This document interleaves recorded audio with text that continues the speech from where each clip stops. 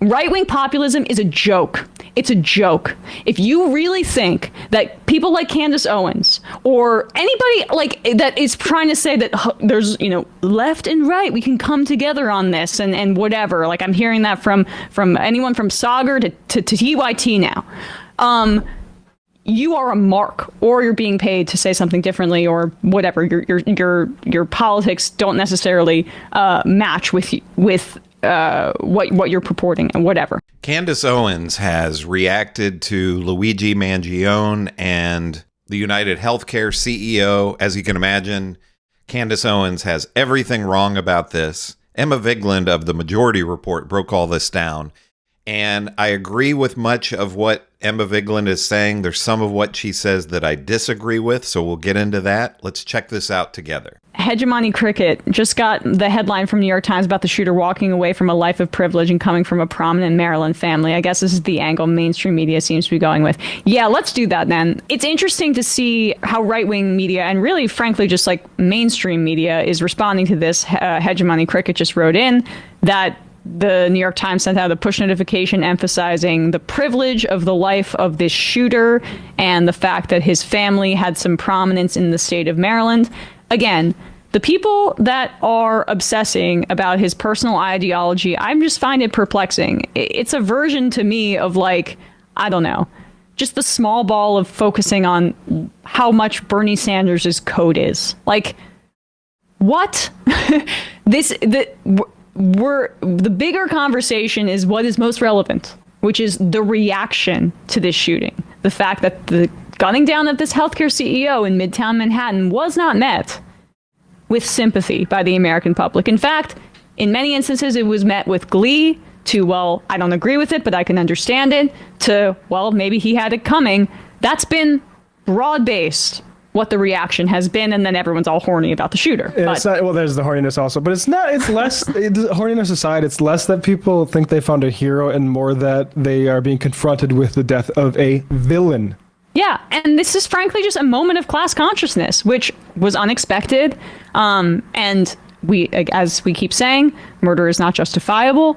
And it's probably not going to lead. It's probably going to lead to a lot of surveillance and crackdowns on people. And as in the way this country goes, you know what it's going to be like a boon for private security for CEOs. I'm sure those stocks are going all the way up because they're going to start to hire some more bodyguards. But at the end of the day, it's about broadly, I think, people see their reaction to this moment, and hopefully Democrats for 2028 taking notes,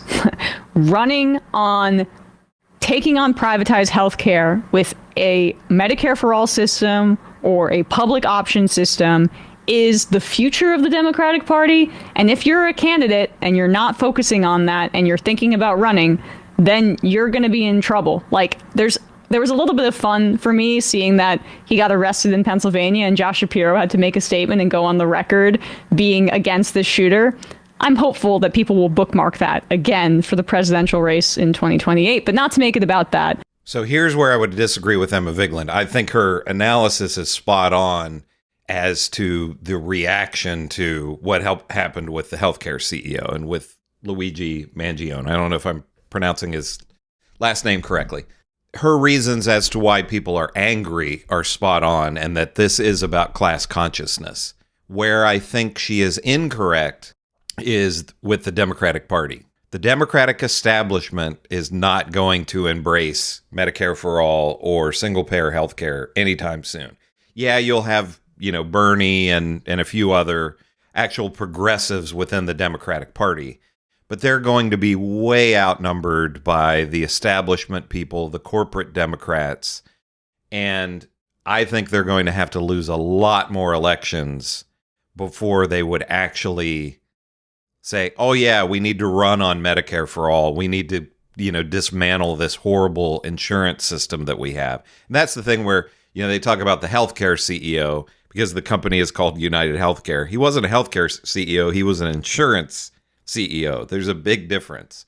Someone not providing healthcare, someone trying to keep people from their healthcare by denying them claims. And I know Emma Vigeland is saying she hopes that by 2028, the Republicans will, or the Democrats rather, will embrace this. But I think by the time that Emma Vigeland is eligible for regular Medicare, we're still going to be saying, hey, we need Medicare for all. We need a single payer system. So that is where I would have the disagreement with her. I just don't see the Democrats. You had Kamala Harris, who was for Medicare for all, supposedly, before she became vice president.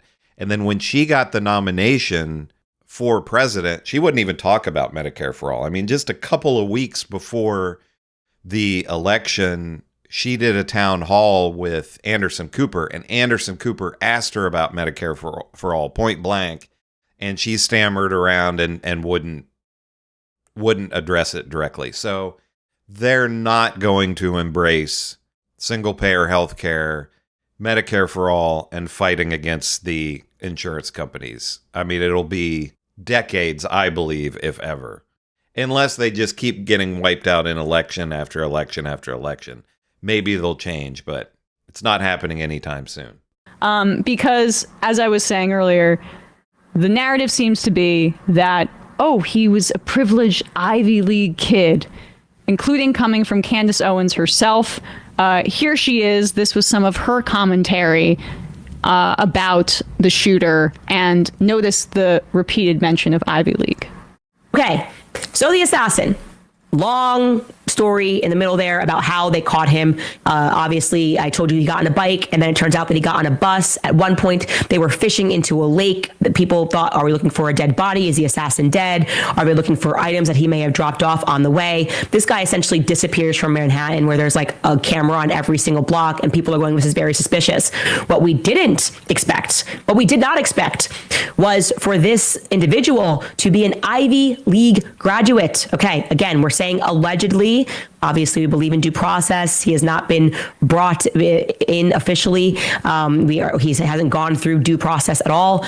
But the would-be assassin, the alleged assassin, is a young man named Luigi Mangione. Okay.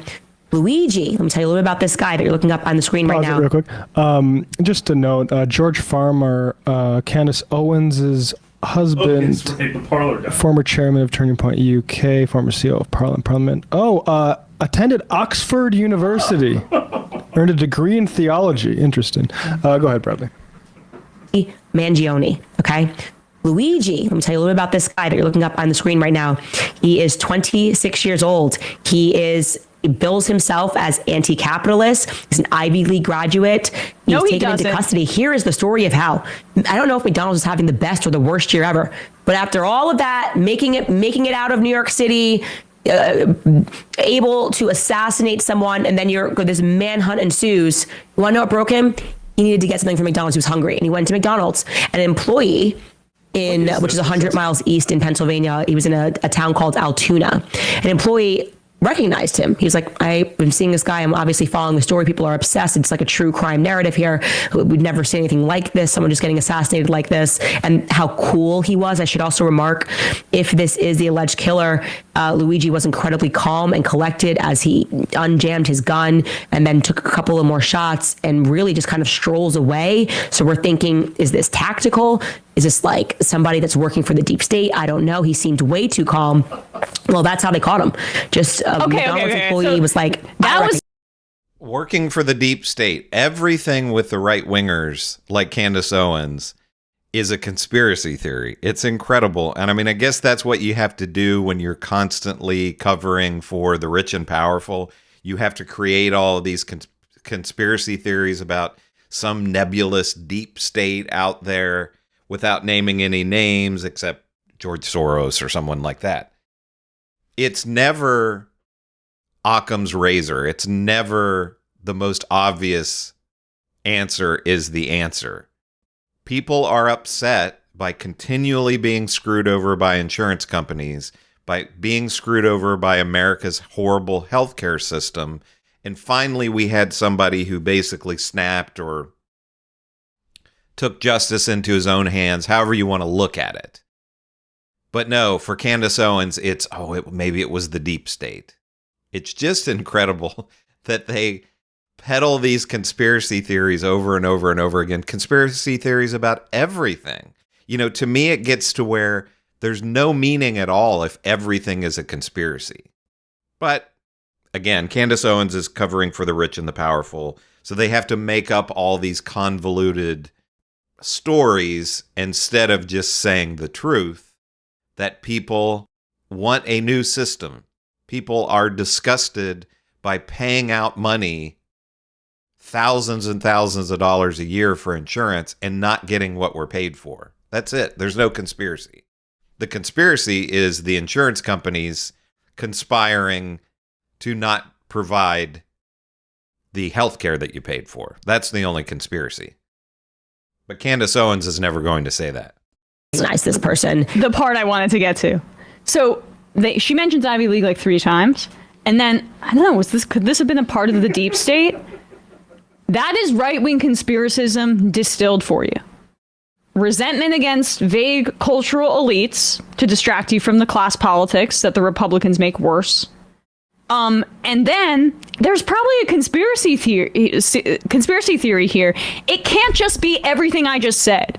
It can't just be that people feel like this healthcare system is rapacious, that it has resulted in the deaths of tens of thousands of Americans every single year, and that everybody you know that doesn't come from affluence will say, even if they do, like this kid, Exactly. I have had a nightmare situation with this healthcare provider. Yeah. I have had a nightmare situation with the hospital with surprise billing. I've had a nightmare situation with my pharmaceuticals, their price getting jacked up. I have had a nightmare situation trying to get a claim through with my insurance company and trying to call them over and over again to give me my basic needs, even though I'm paying you thousands of dollars a month. What am I paying you for? And we just allow this system to go on so guys like Brian Thompson or whatever the fuck his name is can get richer and richer and richer and more stock buybacks and more endless growth. And like, we can put more people into this private system via the Affordable Care Act. Like, okay, yes, the patient protection part was important, but now we funneled more and more people, and it's a good thing that fewer people are uninsured,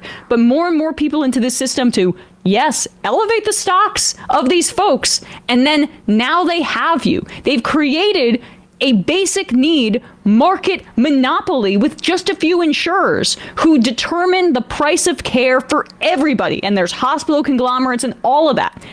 It's milking people dry in their the little time that they have on Earth. And you think people aren't mad about that? You know what it must be? It must be a deep state plot and the fact that he's an Ivy League graduate. That's actually probably the more plausible explanation. Right-wing populism is a joke. It's a joke. If you really think that people like Candace Owens or anybody like that is trying to say that there's, left and right, we can come together on this and whatever. Like, I'm hearing that from anyone from Sagar to TYT now. You are a mark, or you're being paid to say something differently, or whatever. Your politics don't necessarily match with what you're purporting and whatever. Yeah. Emma Vigeland exactly spot on with her analysis of this, her assessment of this. She distills it right down, the reason why people are angry and the reason why this happened with Luigi Mangione and the healthcare CEO. I mean, it's pretty simple. It's not a conspiracy. People are angry at continually getting screwed over with our healthcare system and dealing with insurance companies. That's it. Everybody knows it, except, I guess, the ultra rich who never have to think about a healthcare bill or, what it's going to cost them if they have to go to the emergency room or they get a terrible disease. But everybody else is scared to death and angry. And so I just have this minor quibble with Emma Vigeland about the Democratic Party. I don't think they're going to be embracing Medicare for all anytime soon. I hope they will. But let me know in the comments what you think. Do you agree with Emma Vigeland in her assessment? And also, do you think that the Democrats will actually start fighting for single-payer health care and against this horrible system that we have? Let me know in the comments what you think. This is Chris on Culture. I will see you in the next video.